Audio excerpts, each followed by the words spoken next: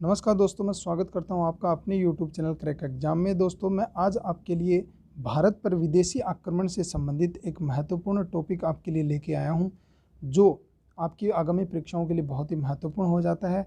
और इस टॉपिक से आपकी परीक्षाओं में विभिन्न प्रकार के क्वेश्चंस बार बार पूछे जाते हैं। तो चलो वीडियो की शुरुआत करते हैं।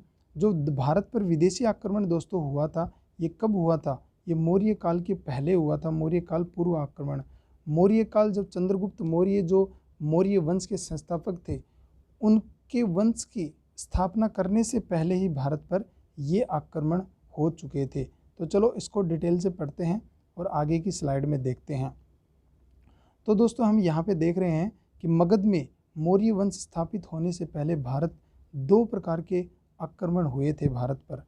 तो दो प्रकार के कौन से आक्रमण हुए थे? सबसे पहला आक्रमण था ईरानी आक्रमण, दूसरा था यूनानी आक्रमण। तो ये इस प्रकार दो आक्रमण भारत पे हुए थे, जिसमें से ईरानी आक्रमण और यूनानी आक्रमण। इन दोनों आक्रमणों को हम क्रम वाइज देखेंगे कि ईरानी आक्रमण के क्रम में भारत पर किसने आक्रमण किया था और यूनानी आक्रमण के क्रम में भारत पर किसने आक्रमण किया था। चलो अगली स्लाइड पे देखते हैं। ईरानी आक्रमण से इसकी शुरुआत करते हैं। तो दोस्तों, ईरानी आक्रमण के तहत कौन कौन से बिंदु हैं उनको देख लेते हैं। जब मगध साम्राज्य के उत्कर्ष का काल था, तभी भारत में ईरानी और यूनानी आक्रमण शुरू हो गए थे, जिसमें सबसे पहले ईरानी आक्रमण हुए।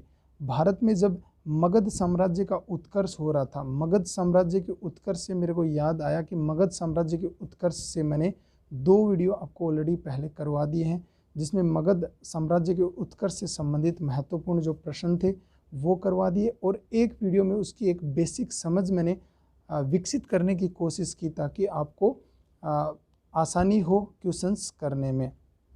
ठीक है। तो जब मगध साम्राज्य का उत्कर्ष का जब काल था, तब भारत में ईरानी और यूनानी आक्रमण हुए, जिसमें सबसे पहला जो आक्रमणकारी था वो भारत में था ईरानी। ठीक है। तो इसका दूसरा बिंदु देखते हैं। भारत पर प्रथम विदेशी आक्रमण ईरानियों हखमनी वंश द्वारा किया गया। ये हकमनी नहीं है, ये हखमनी है। ये हखमनी वंश द्वारा किया गया था। ठीक है। जो ईरानी आए थे वो कौन से वंश से संबंधित थे? वो हखमनी वंश से संबंधित थे, और हखमनी वंशों ने भारत पर पहला आक्रमण कर दिया था।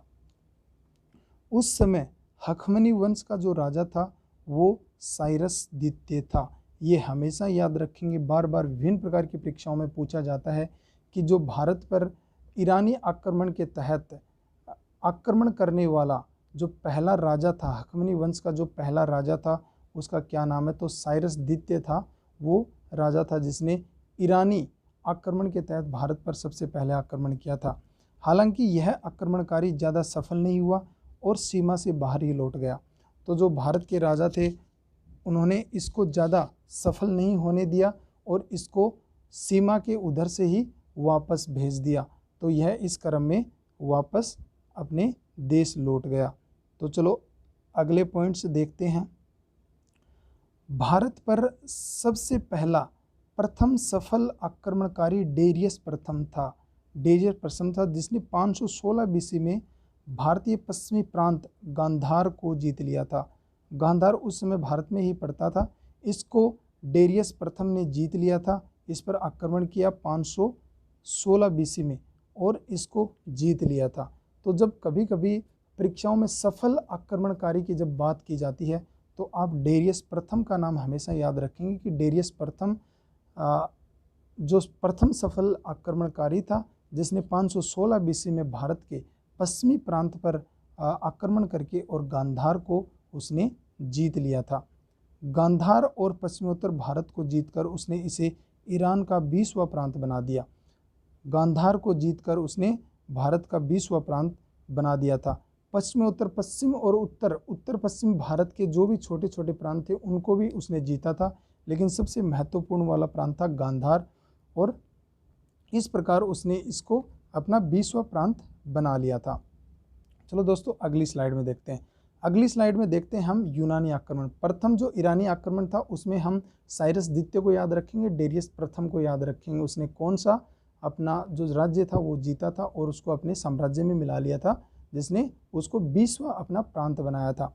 अब यूनानी आक्रमण के क्रम में हम क्या देखेंगे, 329 बीसी में मात्र 20 वर्ष की आयु में सिकंदर अपने पिता फिलिप की जगह मकदूनिया का शासक बना।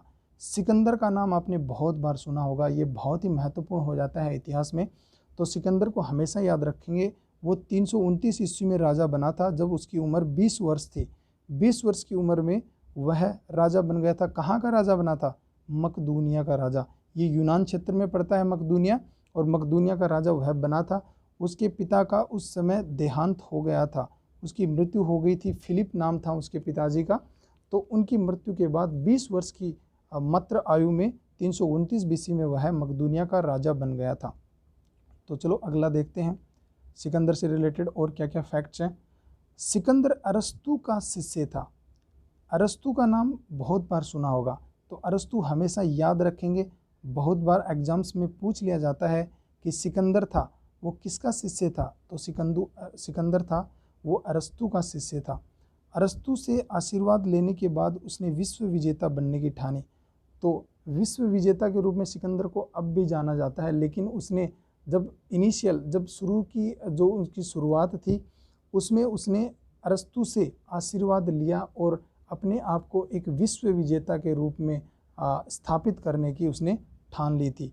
विश्व विजेता बनने की इस क्रम में उसने भारत को ही प्रथम आक्रमण के लिए चुना।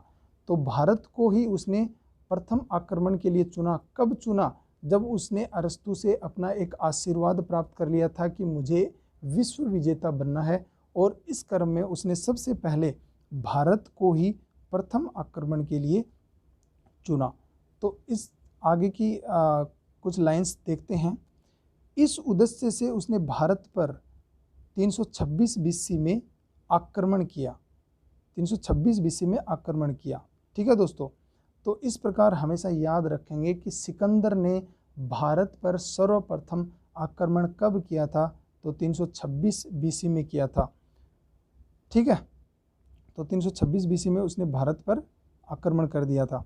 वह हिंदुकुश पर्वत को पार करके भारत आया और सबसे पहले सिकंदर ने भारत के पश्चिम में स्थित तक्षशिला साम्राज्य पर आक्रमण किया, जिसके कारण वहाँ के राजा आम्भी ने आत्मसमर्पण कर आगे सहयोग का समर्थन दे दिया।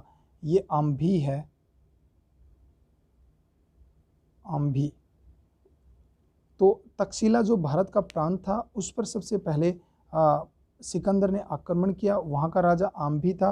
तो सिकंदर का आक्रमण इतना भयंकर था कि उसके सामने जो अपना राजा आम्भी था, जो भारत का राजा आम्भी था, वह नहीं टिक पाया और उसने सिकंदर को अपना समर्थन दे दिया। समर्थन देके और उसको आगे बढ़ने के लिए बोल दिया। तो इस प्रकार जो सिकंदर ने सबसे पहला भारत पर आक्रमण कब किया था और किसके विरुद्ध किया था, हमेशा याद रखना है। और जो हिंदुकुश पर्वत है इसको हमेशा याद रखना है कि हिमालय को अफगानिस्तान में हिंदुकुश पर्वत के नाम से जानते हैं। चलो आगे की स्लाइड्स देखते हैं। आगे बढ़ने के क्रम में सिकंदर का पंजाब के शासक पोरस के साथ युद्ध हुआ। फिर जब उसने आम्बी को हरा दिया, फिर आया वो पंजाब में। पंजाब का जो राजा था वो कौन था? पोरस था। तो पोरस के साथ सिकंदर का युद्ध हुआ। पोरस का साम्राज्य चिनाब और झेलम दो नदियों के बीच फैला हुआ था। तो चिनाब और झेलम के बीच नदियों के बीच में जो अपना पोरस राजा का साम्राज्य था वो फैला हुआ था। और जो युद्ध हुआ वो कहाँ हुआ था? सिकंदर और पोरस के बीच यह युद्ध झेलम नदी के किनारे हुआ था। अतः इसे झेलम युद्ध के नाम से भी जाना जाता है, जिसमें राजा पोरस की हार हुई थी। जो झेलम नदी के किनारे यह युद्ध लड़ा गया, किस किस के बीच में? सिकंदर और पंजाब के राजा पोरस के बीच में। तो इसे झेलम युद्ध की संज्ञा दी गई, क्योंकि यह झेलम नदी के किनारे लड़ा गया था। और इसका रिजल्ट क्या हुआ, परिणाम क्या हुआ? इसमें राजा पोरस की बुरी तरह हार हुई। लेकिन सिकंदर ने राजा पोरस की वीरता को देखकर उसका साम्राज्य उसको वापस लौटा दिया। लेकिन राजा जो पोरस था, जो पंजाब का राजा पोरस था, उसने इतनी वीरता के साथ और सिकंदर का सामना किया कि उसकी वीरता से खुश होकर सिकंदर ने उसको उसका पूरा साम्राज्य वापस लौटा दिया। ठीक है दोस्तों, अब आगे देखते हैं। सिकंदर की सेना व्यास नदी पार करने से मना कर दिया था। तो सिकंदर की सेना इतनी थक चुकी थी कि वो व्यास नदी पार करने से परहेज करने लगी, या फिर उसने सिकंदर को मना कर दिया कि अब व्यास नदी है वो पार नहीं होगी। तब सिकंदर अकेला क्या करता, क्योंकि सेना ने अपने घुटने टेक दिए थे, उनकी हिम्मत टूट चुकी थी। तो इस प्रकार सिकंदर 19 माह भारत में रुका और 325 बीसी में वापस लौट गया। तो इस प्रकार से 19 महीने तक वो भारत में रुका और उसका जो विश्व विजेता बनने का जो सपना था वो अधूरा रह गया, क्योंकि उसको अगर वो जब आगे बढ़ता तो भारत में एक मगध जैसे शक्तिशाली साम्राज्य का उसको सामना करना पड़ता और हो सकता है कि वहाँ पे उसको हार मिलती। तो इस प्रकार उसकी सेना ने घुटने टेक दिए थे, वो हार चुकी थी और व्यास नदी को पार करने से उन्होंने मना कर दिया था। तो इस क्रम में सिकंदर ने वापस जाने का निश्चय किया और 19 माह तक भारत में रुका और 325 बीसी में वो वापस लौट गया। ठीक है दोस्तों, तो भारत से वापस लौटने के क्रम में सिकंदर की बेबीलोन में मृत्यु हो गई थी और उसका विश्व विजेता का एक सपना ही रह गया था। तो इस प्रकार से उसका वापस जाने के क्रम में ही उसकी बीच में मृत्यु हो गई थी और उसका जो विश्व विजेता जो बनने का जो सपना था वो सपना ही बनकर रह गया था। वह उस सपने को हासिल नहीं कर पाया जिसका आशीर्वाद उसने अपने गुरु अरस्तु से प्राप्त किया था। अरस्तु उसके गुरु थे और सिकंदर अरस्तु का शिष्य था। उसने पूरा विश्व जीतने की एक कामना की थी और अरस्तु ने उसको आशीर्वाद दिया था कि तुम जाओ और पूरे विश्व को जीत के लाओ। तो इस प्रकार से उसका जो सपना था वो अधूरा रह गया। तो मैं उम्मीद करता हूँ कि इस वीडियो में आपको कुछ जानने के लिए मिला होगा और आप इन पॉइंट्स को अपनी एक नोटबुक या फिर डायरी में कहीं नोट कर लें। आप मेरे चैनल को लाइक, शेयर और सब्सक्राइब ज़रूर करें। अगले वीडियो में कुछ रोमांचक प्रश्नों के साथ फिर से मुलाकात होगी। तब तक के लिए बाय बाय।